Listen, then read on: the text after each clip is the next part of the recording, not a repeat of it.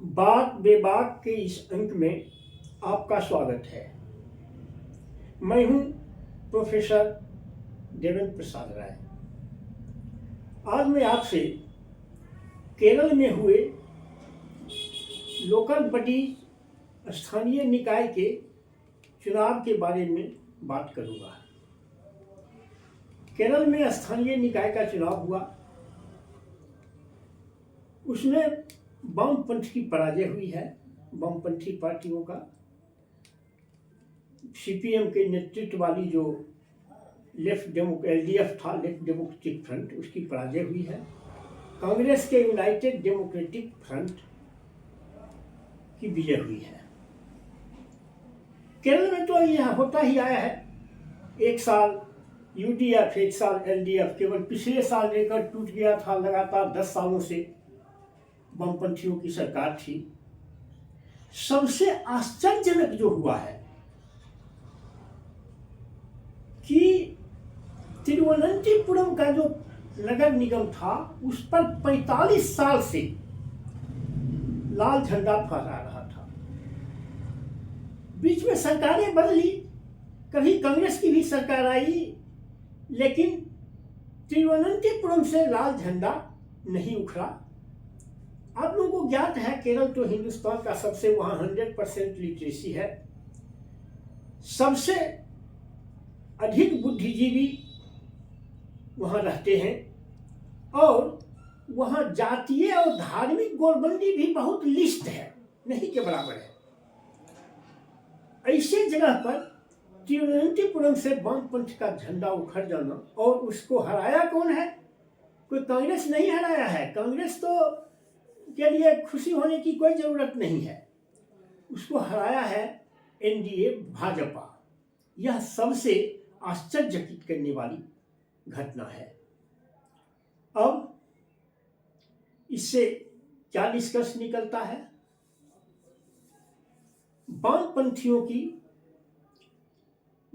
की जो मुख्य धारा है, बहुत सारी वामपंथी पार्टियां हैं, लेकिन आज भी उसकी मुख्य धारा सीपीएम है। सीपीएम 1977 में 60 स्टेट में उसको स्टेट पार्टी का दर्जा प्राप्त था। वह 7 स्टेट से अब 9 स्टेट हो गया है। आज उसको 3 स्टेट में वामपंथ स्टेट पार्टी का दर्जा प्राप्त है, और 3 प्रांतों में पहले सरकार थी, अब एक प्रांत में केरल में बच गई है। वह भी कुछ महीनों की मेहमान है। अगला इलेक्शन आते आते वह भी धराशायी हो जाएगा। यह सबसे दुखद बात यह हुई है। अब सवाल उठता है, हम सोशल मीडिया पर जब कभी भी देखते हैं, यूट्यूब या फेसबुक, तो हमारे वामपंथी मित्र,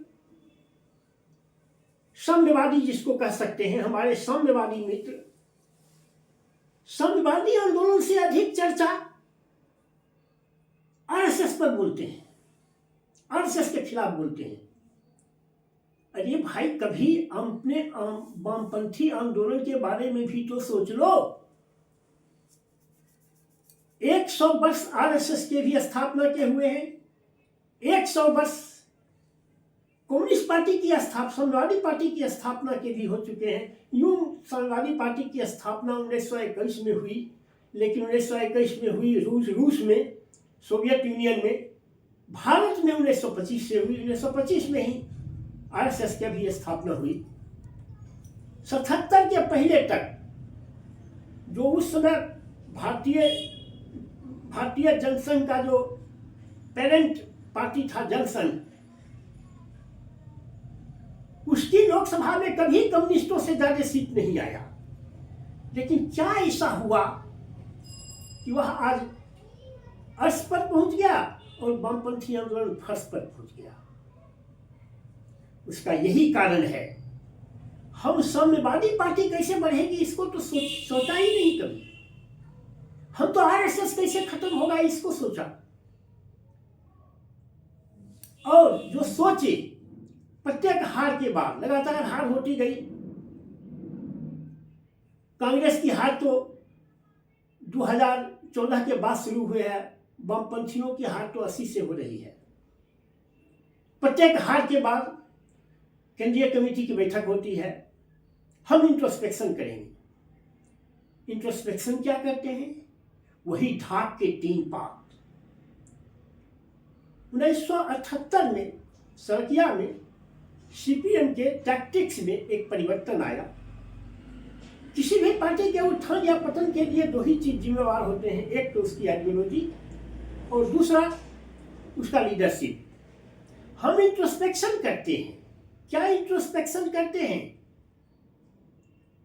इंट्रोस्पेक्शन यही, या तो आइडियोलॉजी बदलो या लीडरशिप बदलो। आइडियोलॉजी भी वही ब्रॉड डेमोक्रेटिक प्लेटफॉर्म की टैक्टिक्स, वही लीडरशिप, और हम इंट्रोस्पेक्शन करते हैं। इंट्रोस्पेक्शन क्या खाक करते हैं? इस पराभव के लिए कौन जिम्मेवार है? हमारे सामने भारतवर्ष में के ही इलेक्टोरल हिस्ट्री का हमें कुछ तजुर्बा है। आपने 2004 में सभी पार्टियां मिलकर बीजेपी को हरा दिया। फर्क क्या हुआ? 2014 में बीजेपी फिर आई, और अब जो आई सो वाजपेयी से भी प्रखर हिंदुत्व फेस आया। क्यों आया? क्योंकि जिन मूल्य नीतियों को बीजेपी लागू कर रही है, यह मूल्य नीतियां तो Manmohan Singh as a finance minister बनाया हुआ है। तो आज मान लीजिए कि 29 में आप सब मिलकर हरा दीजिएगा, फिर क्या होगा? कांग्रेस उन्हीं नीतियों को चलाएगी जिन नीतियों को बीजेपी कर रही है। फिर जनता का गुस्सा उभरेगा, और अब जो आएगा सो और प्रखर हिंदुत्व फेस आएगा। इसलिए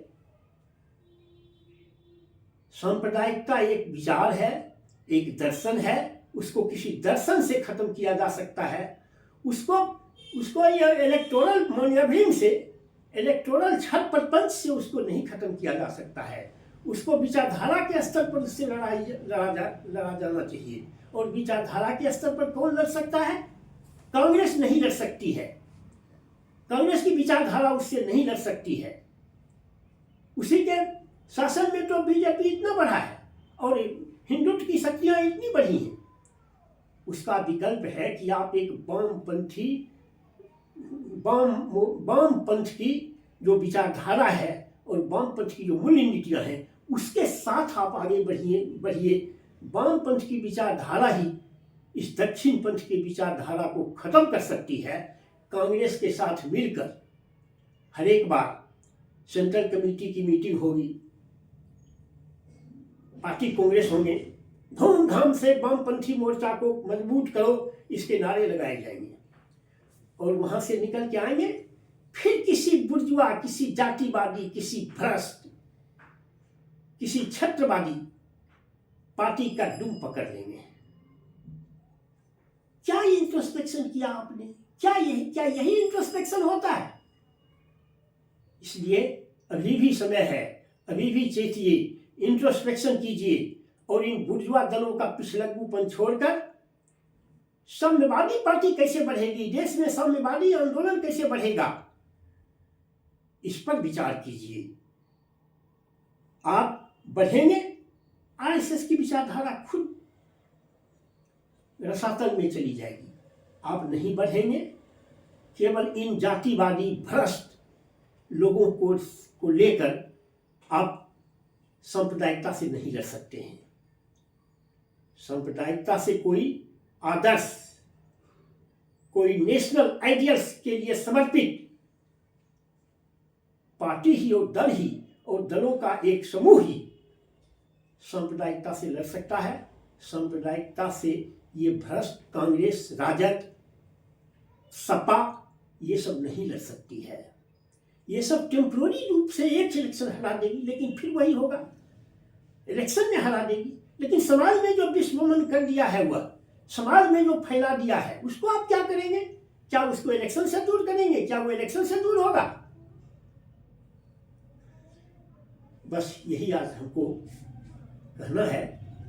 ये बहुत दुखद हुआ, बहुत दुख होता है यह सुनकर, बहुत दुख हुआ कि 45 वर्षों से आया हुआ केरल ऐसे बुद्धिजीवी, केरल ऐसे पॉलिटिकली कॉन्शस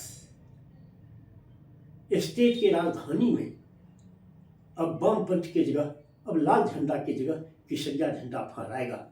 इससे बेसी दुर्दिन का दिन आप क्या देखना चाहते हैं? बस मुझे इतना ही कहना है। Thank you very much.